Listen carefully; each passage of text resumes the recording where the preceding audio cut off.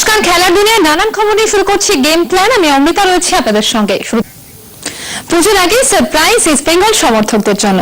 এবার থেকে প্রিয় দলের খেলা দেখা এবং ভোজনে রসনা তৃপ্তি করতে পারবেন সমর্থকেরা। দমদমে খুলতে চলেছে লাল হলুদের নিজস্ব ফুড কোর্ট। পুজোর আগে সমর্থকদের বিশেষ উপহার দিতে চলেছে ইস্ট বেঙ্গল ক্লাব। ভোজন রসিক সমর্থকদের জন্য দমদমে চালু হতে চলেছে ক্লাবের নিজস্ব ফুড কোর্ট। এশিয়ার প্রথম কোনো ক্লাব হিসেবে এই কৃতিত্ব স্থাপন করতে চলেছে ইস্ট বেঙ্গল।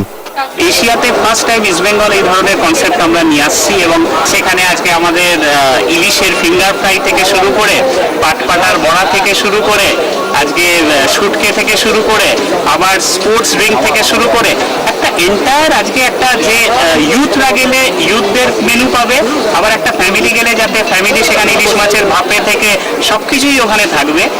সোমবার ইন্ডোর স্টেডিয়ামে এই ফুড কোর্টের ব্লু প্রিন্টের উদ্বোধন হয়।